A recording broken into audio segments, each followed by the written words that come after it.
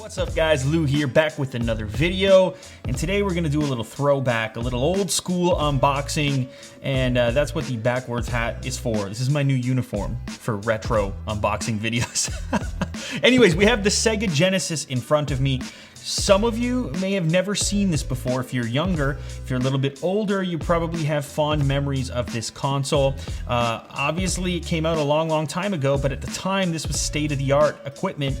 And if you're my age now, you probably really wanted one of these, or maybe you even had one.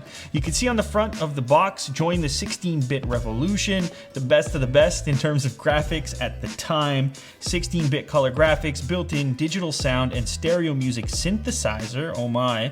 Extensive library of hit games. No games included in this core system package. I was lucky enough to find one in amazing condition, obviously. The box is intact. We'll find out when we get inside how nice the system is in terms of its quality and whether the condition is good or not.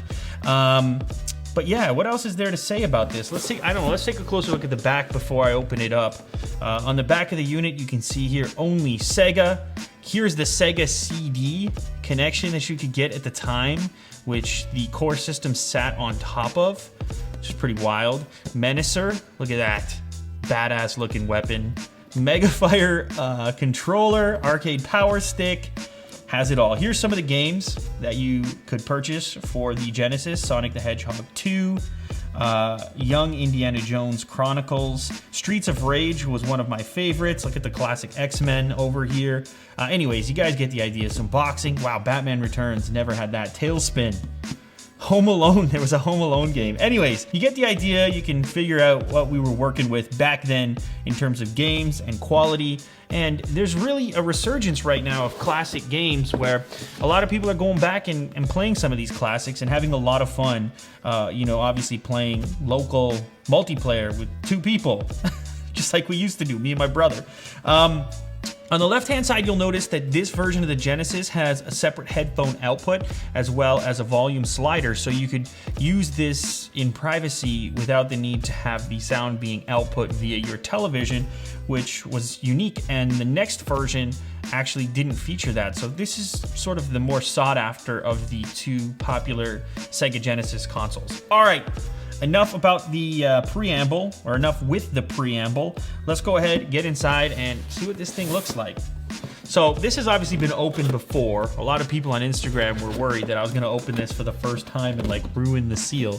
No, I found this at a used game shop, and it's just happened to be in good condition, but it's not like it's never been opened before. This is actually pretty cool though. They have the original plastic in there still. So anyways, we have the console, the power adapter. You know, the Xbox still has a bigger power adapter than this. This looks like it's not original. This is in too good of condition, this power adapter. I don't know. Maybe if you guys are connoisseurs of retro wow, maybe not actually. It says Sega on it. I just don't think this particular system was used all that much. So there you go. It says Sega on it. Not sure if you guys can make that out in the camera there, but it says Sega. I think it's the original. Cool. Or maybe they replaced it with an original manufacturer's item. Here's the controller. What was special, obviously, about the Genesis controller is the 3-button layout. So you have A, B, and C buttons. There's a little bit of dust on here. So you have a D-pad. Nice mushy D-pad. And A, B, C buttons, so 3 independent buttons over on the right-hand side for your thumb, and a start button. Very simple. What I do like is it is a little bit ergonomic. Obviously, controllers have gotten insanely ergonomic recently, but for the time, this was surprisingly ergonomic. You see your fingers sort of fit on the inside there, and you have some decent grip. But wow, have we ever come a long way. Of course, you're gonna have some kind of proprietary connector on the other end as well, for connecting the controller to your console. And then this is important right here. This, I believe, is called an RF modulator? I can't remember the name. Switch? You guys tell me down in the comments. But this is so that you could connect to a television via the cable port where you would normally put your television antenna back in the day, or your cable TV into. And this RF switch would take your, oh, wait a minute. Okay, so the RF switch is gonna give you a standard video output. No. I'm messing up. This video output, I believe, is going to go into your system, and then you're going to put this part out to the TV, and you can still have your antenna or cable coming into this box here, so that you don't need to disconnect it, or, you know, people obviously didn't have multiple inputs on really old televisions, so you would need to have this extra input here so you could still have your TV coverage while you had your console connected. Yes, that is right. These are crazy looking cables. The NES had something similar, and basically, I mean, it's tough to remember, but everything connected in this format once upon a time. Okay, so last up, we have the actual console. This is the coolest part, obviously. Let's take this baby out. Very light, surprisingly light. So, original plastic wrap. You can see the little masking tape there used to hold it together temporarily. Wow, this is in decent shape for sure. You can see there's a little bit of dust up there, few scratches, but otherwise pretty clean. So here's that dedicated switch for volume, and the headphone output is also on the front. What a classic look. You get the black with the gray and the red.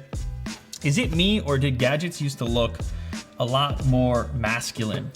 Maybe not, I don't know. Maybe it's a nostalgia thing, but this thing looks pretty badass. On-off switch, whoa.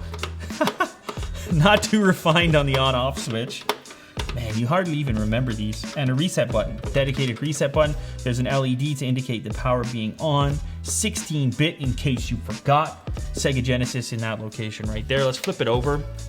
On the back, wow, this is in really good shape. You can see on the bottom here, no scratches at all.